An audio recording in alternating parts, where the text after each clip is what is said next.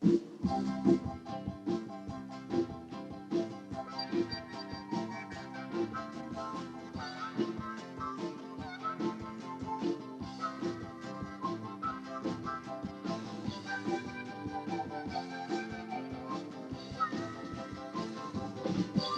we're struggling with pride, voices getting loud, you're moving on. You've been kind of too long, but now we know you're long, we're moving on. You said that we were cases, but now we're going places, moving on. Sometimes I wanna be alone, have some space inside my home, I'm moving on.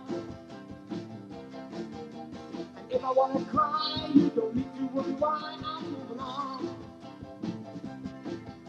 My life is my own, and your passion is just flow, we're moving on.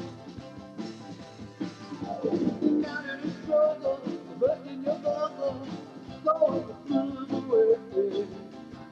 Side by side with the strength of the pride, and that's the way it's gonna stay.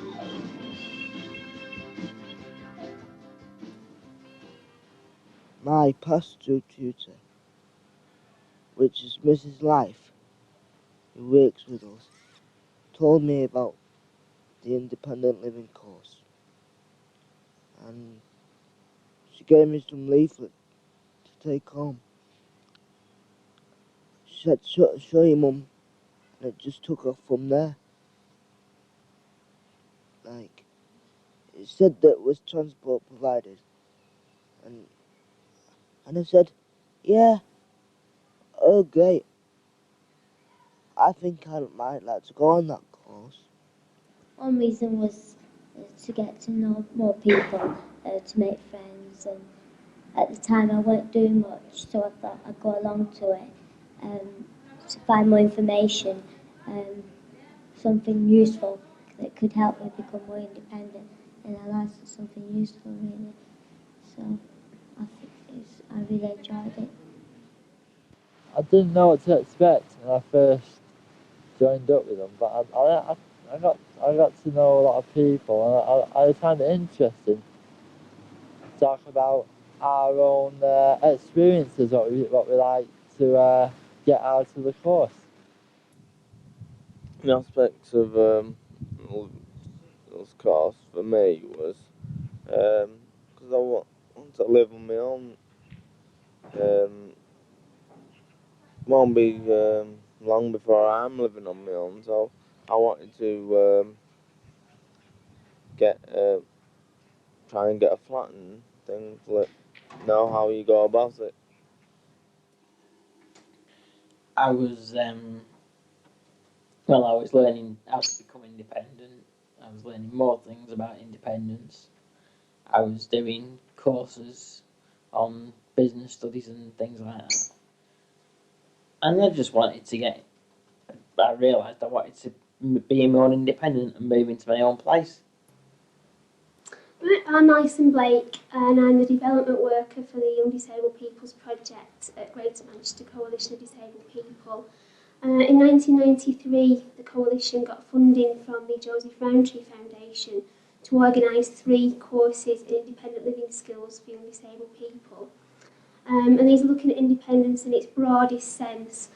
A lot of sort of life skill type courses deal with specific practical aspects of independent living, but we're looking at education, transport, employment, housing, personal development, and it's really looking at independence as choice and power and control over your life.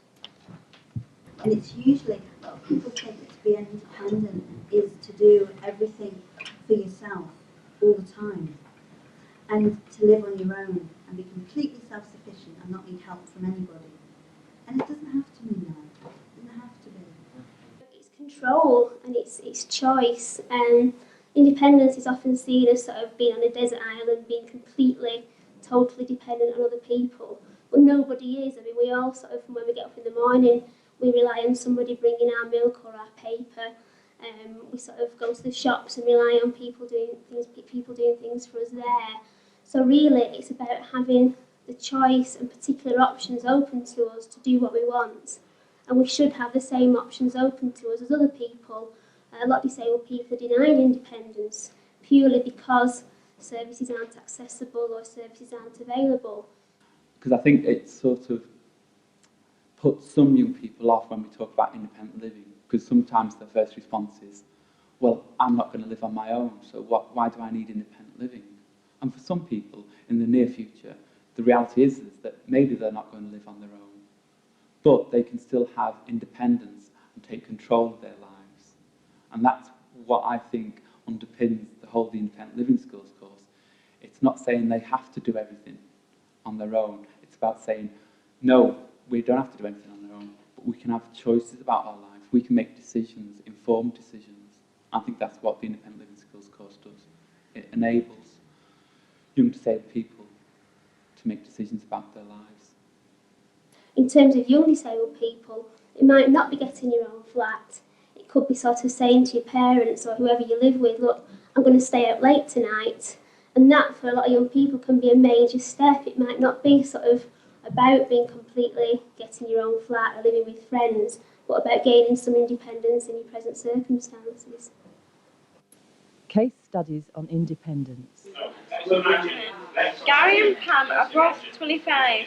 They have separate rooms in an institution. They have been going out with each other for 5 months and are quite serious about each other. They want to live together and have approached the staff at the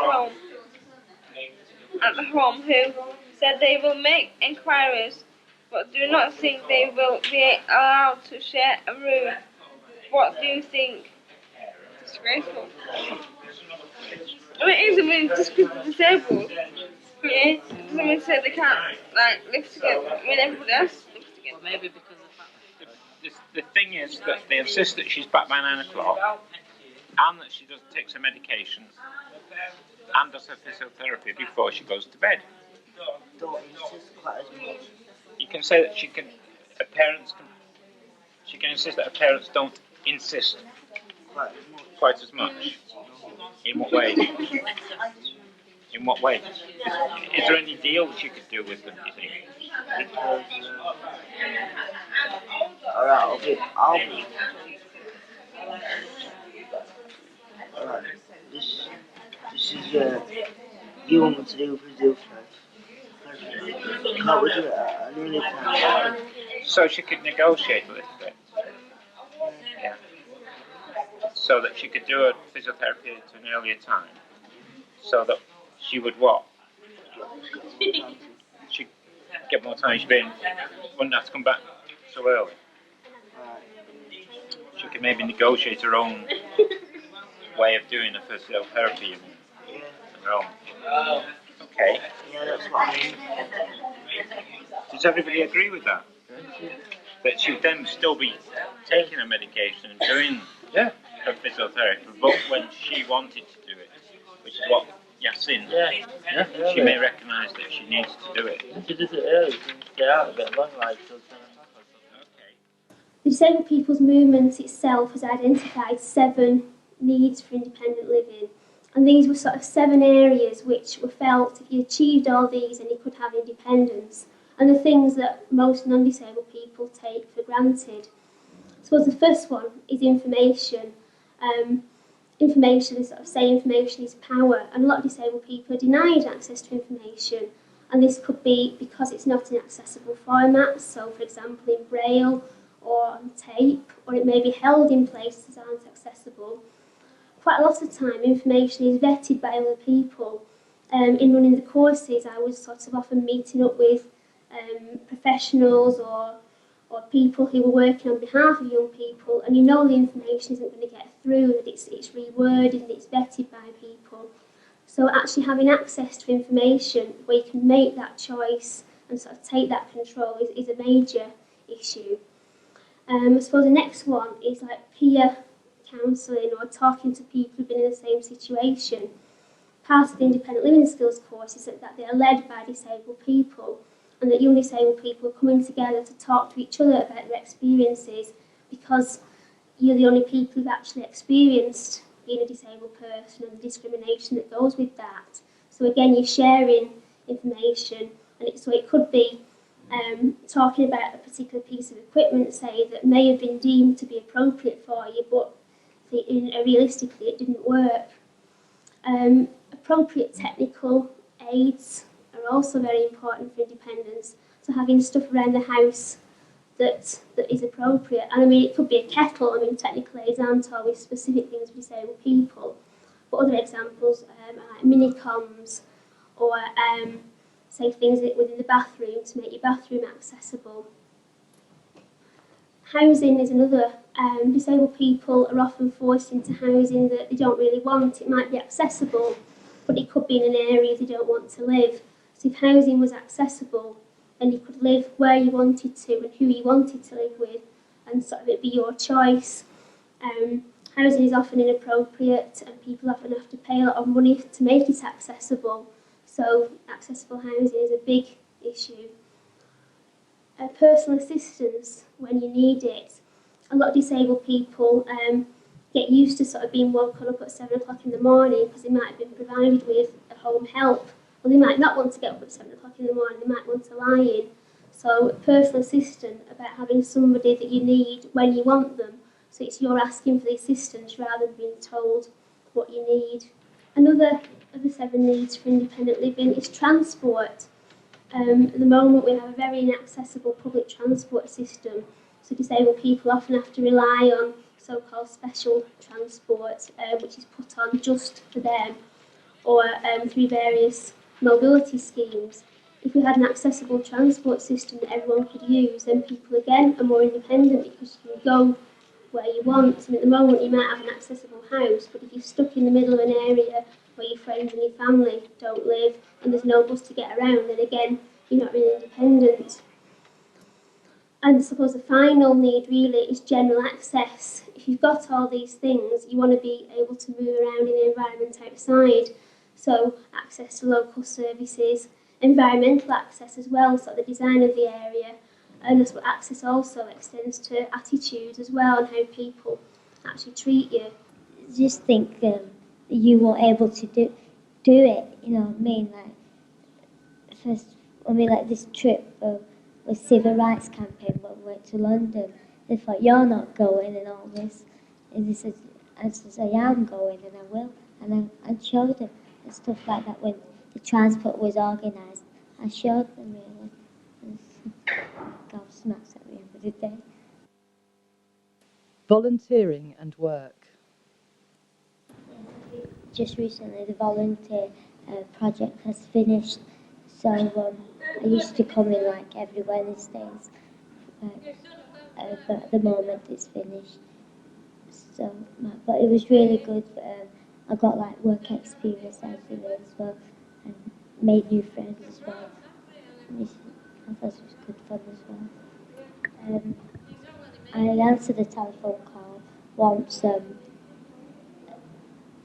Did some word processing on the computer, and I did photocopying, and I sorted out the books in the library, put them in alphabetical order, and wrote those index cards out in alphabetical order as well. Really, so all different various jobs. I'd love to get a job really, some ways in clerical job, reception work and stuff like that really. I'm sure everyone wants to get a job and settle down really. I go to the Alongside Youth Club as a volunteer youth worker, and I think it's good there, and I seem to get on well with the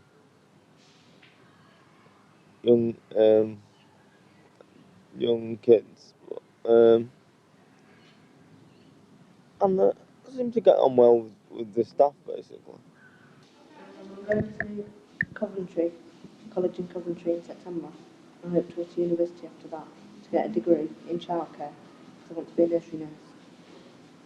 Why do you want to be a nursery nurse? Because I like small children, and I think part of the problem with prejudice against disabled people is because they don't get taught young enough, and I think that sort of age is just right, because they've got no idea what prejudice is. Money. Like clothes and Well, music I do buy clothes, but the most things I buy are compact discs. You know, this. Oh no. Is that them funny flat things? They're not like the right silver disc. Not like records, are they? No. We're in the era of records. I know, but. And Robert's in the era of gramophone. You really wind up one. I'm the technical one. He's got his shout of being in the So it's CDs, the latest CDs. Yeah, okay. Right. Also, like music, that's sensitive. What's, is it? It's a day sensitive. New Vale, and you pay for your meals there at that lunchtime? Yeah.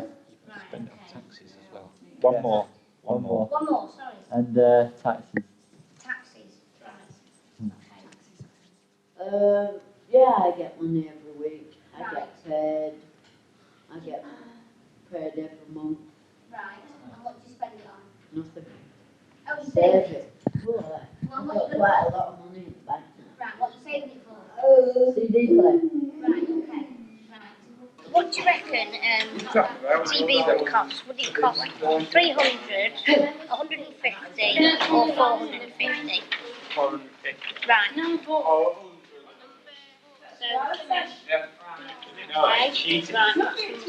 Right, telephone. Would it cost 100, 200 or 300? Telephone to buy. Because I know you can cost 300. Okay. 16. It's 19 it's pounds, cleaning £16. stuff, you know, cleaning your bathroom or your kitchen or something. Okay. Right, 70 pence, 80 pence or 90 pence. I reckon about 90 pence. 90 pence. Okay, so the last item. The coloured TV.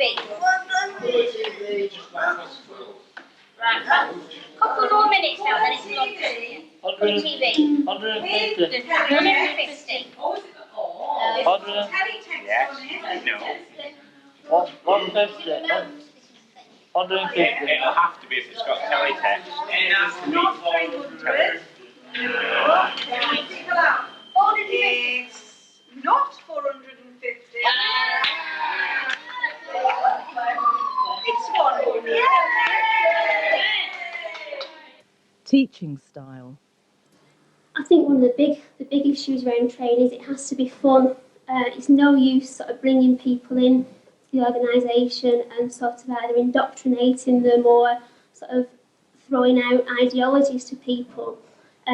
Discovering things around discovering perceptions around disability and talking about perceptions about disability, for example. One of the main things running through the course is the model of disability that we use, and this is talking about disability society's problem, it's not the individual's problem.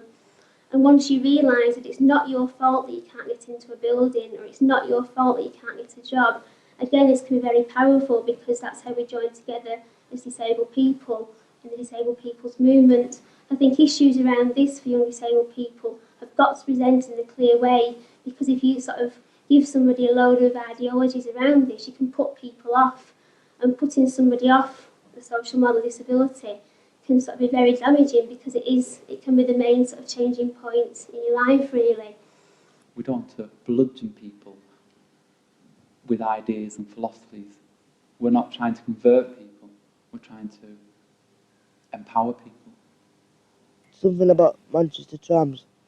They're very accessible for wheelchair users, for disabled users, and walking users. The tram's really big and wide, like, like, like, they really, they don't put you in a guards van like the train. They just let you sit with everyone else. Going on the Metrolink, really finding out what it was like. general information that we were given, travel vouchers, rail cards, maybe bus passes for other people, stuff like that. I've actually rang up and actually contacted those people, to get travel vouchers and stuff. So I think that was the most important thing I found useful, yeah. Ground rules. Everyone to help out with the drinks, since we've got a bit by the by. Go to the toilet or go out whenever you want to, but remember the issues of safety around the building, and if you do want to go to the shop, go in a big group or see if there's anyone else going for you. In terms of the actual sessions themselves, we establish ground rules every session on the course, and these are drawn up by the participants mainly because it's about participating in a safe environment and being aware of other people's access issues.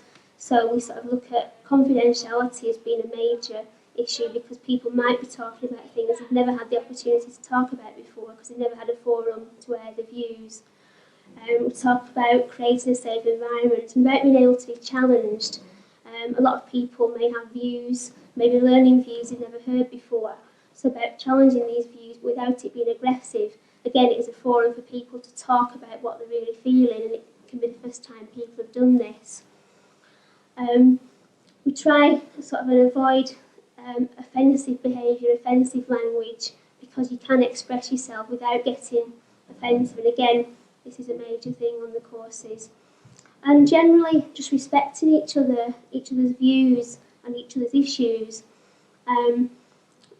allowing one person to speak at once, and making sure that everybody contributes, but without sort of forcing people to participate.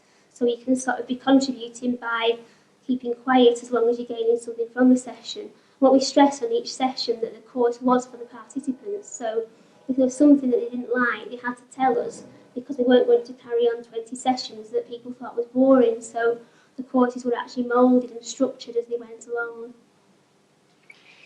Relationships, sex and sexuality. Right. Any other places that we get information about relationships and sex and sexuality?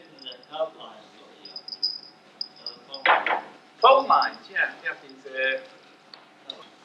Well, some people do find it more difficult to talk, Yeah. And also, it often depends who you're talking in front of. Like sometimes it's easier to talk about sex and relationships in front of your friends than it is your parents. Well, it's like swearing. Yeah, it's like swearing. Like, some people would rather keep it. It's a personal thing to some people, and they don't like to discuss it except with say somebody they really trust. I asked my dad something about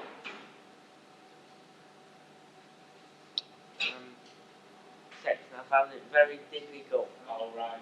Especially in the car. Point. Yeah. What did you find it bringing up the subject was hard, or actually finding the words to ask? It's not the subject itself; it's the words to ask. Yeah. I like I'll drop more out of the relationships part of it. I thought that was very helpful to know what you wanted to do in your relationships. And as you said, you don't have to be with your boyfriend, girlfriend, it could be with your mother, father, whatever. So we're actually going to work in two groups, and these can actually be mixed groups. They don't have to be either male or female.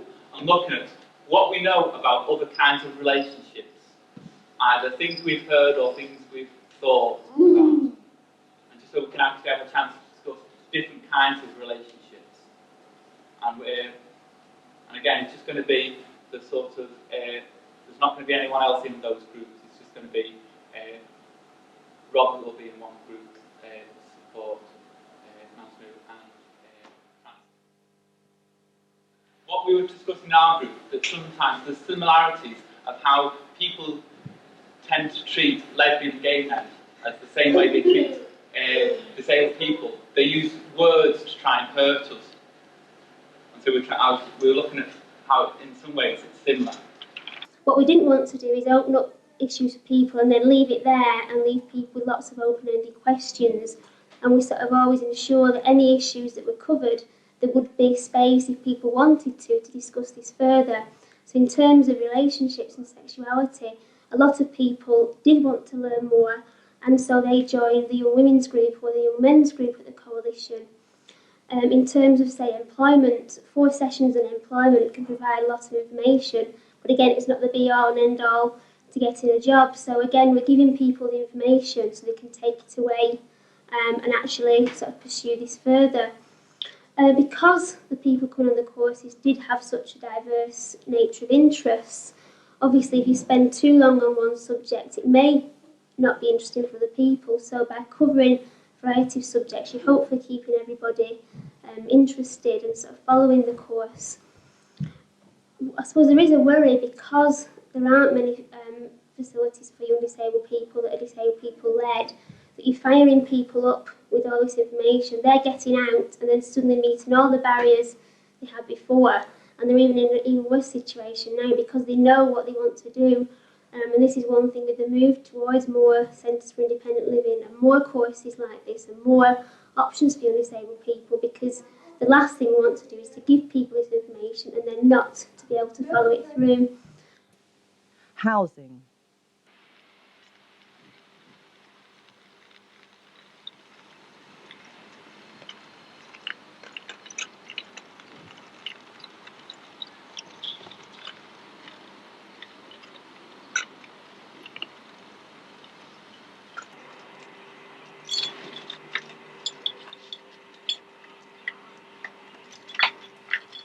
I applied to get a form for the housing association. I filled the form in. Somebody came to see me, and they interviewed me on what sort of place I want. I came to see the place where I'm living now, and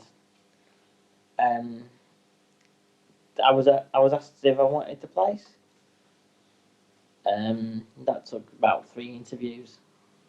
So I mean, then I went. Well, now I'm living as independently as I can. Well, not as independently as I can. I could probably do more, but that'll come in time. And I get on great. I'm loving independence. I just want to live life to as full as I can. And I don't. Well, there's a lot of people in this world that should be independent, because independence is one of the best things you can have. I'm living with my family at the moment. It seems to be overcrowded, so and I've actually had to share a bedroom with my sister. We're always getting to rows, so I think a place of my own would be helpful. Yeah. I'm hoping to get my own flat or house in a few weeks, and I will be hoping to get a guide dog as well. I am already engaged, so we're thinking of getting married a year next July, and don't really have kids yet. But we'll be living in a bungalow somewhere in Oldham. I'm looking towards a flat of my own, which is in 12 months' time, with people sharing, with people be able to help me. So I think I've learned quite a lot from people talking about what you need for a flat, how how how a blind person copes, and things like that. Schooling. My experiences of schooling were you could do you could we would get away with more than people in normal school would get away with, because of the fact that we were disabled. From an academic point of view, we didn't actually get we wasn't actually told what exams and qualifications we could get because of the fact that we was classed as disabled people. So we were classed as we didn't have a brain. So we didn't have a brain to use. So why should we be told about these qualifications that we could get and where we could get them and what types they were and what we could get from the qualifications? Because we've like I've said, we were segregated. We was classed as disabled people. I went to Shore Grove, I did, and for the visually impaired, and there wasn't much equipment for the visually impaired then.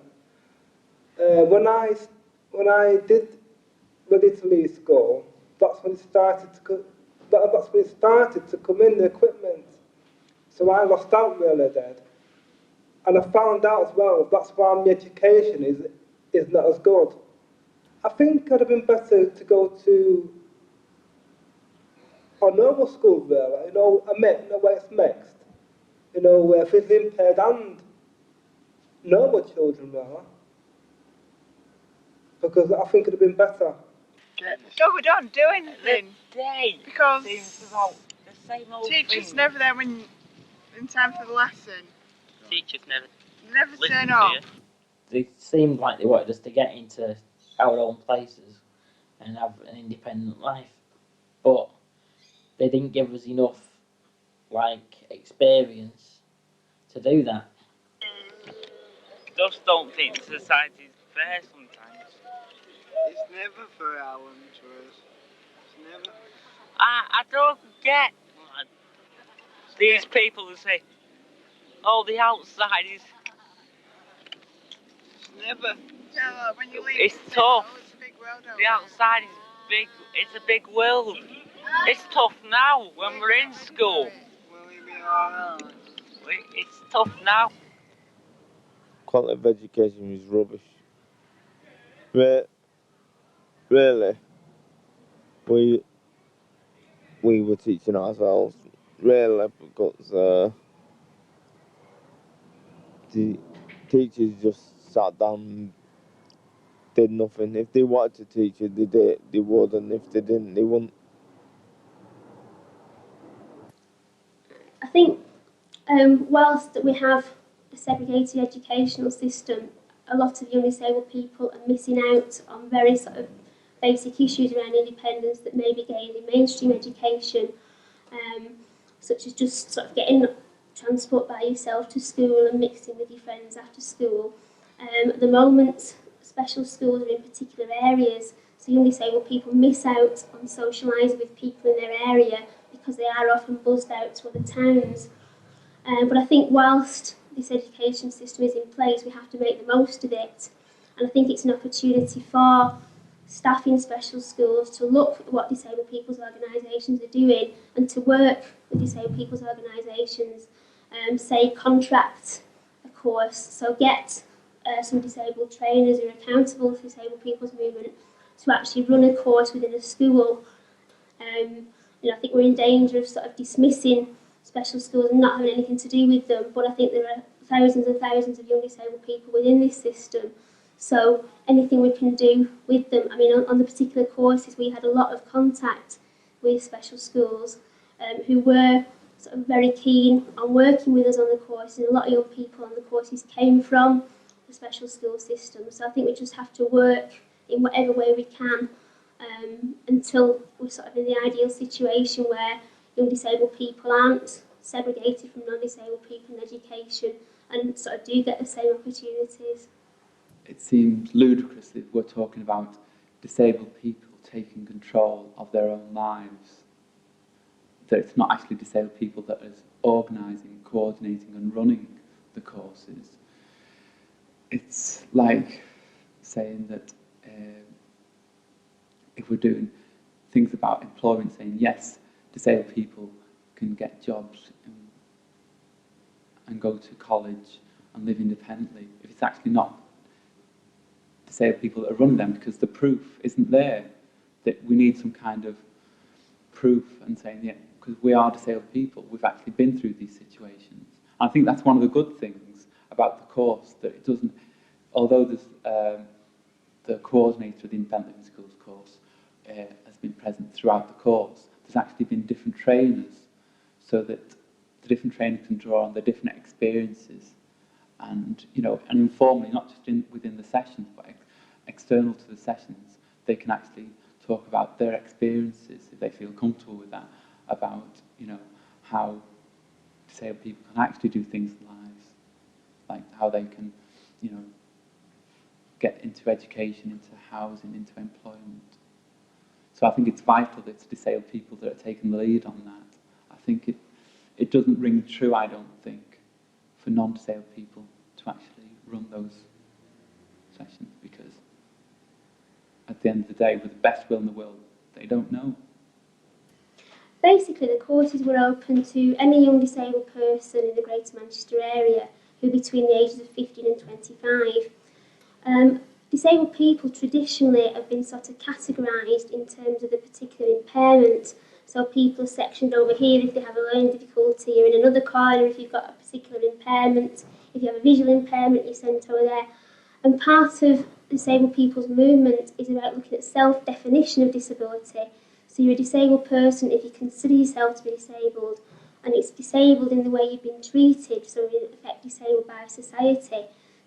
And so the whole definition of disability around disabled people was about if you consider yourself to be a disabled person. So this includes people with learning difficulties, people with physical impairments, visual impairments, sensory impairments, survivors in the mental health system, any sort of impairments. And around this, we would offer any support that people needed. So, for example, transport was provided on the courses because a lot of people can't use public transport, and so they wouldn't be able to get here. We provide sign language interpreters, lip speakers. On one course, we provided a Punjabi interpreter. We provide personal assistance. This can be physical assistance, or it can also be learning support. So we had a lot of disabled people coming in as volunteers to actually offer learning support to participants. And we felt in this way all sort of participants really gelled and supported each other, so people did become aware of each other's access needs. I do think that independent courses should be available to other people, disabled people. I would recommend it very much because they'll know what they can do if they want to live on their own, and about employment and like money and things like that. So I think it's very, very important. I think all disabled people should be given the chance to live as independently as they can, because I've got plenty of friends that have got worse disabilities than I have, and I know a few of them that are married, and they get on great. I think it was a good idea to enable disabled people, so they can get more knowledge of information, really, so it could help them. Help me to get the sense I need. Help me to get the stamina I need for the flat on my own. I think it's helped me a lot.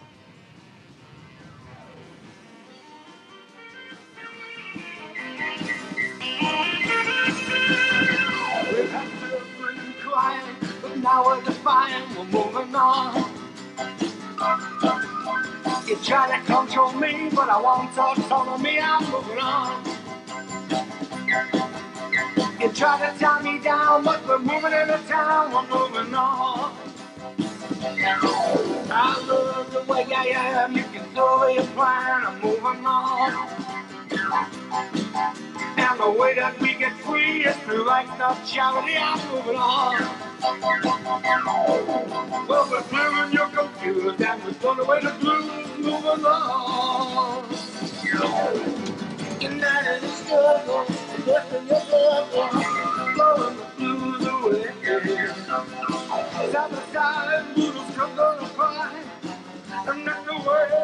gonna stay moving on.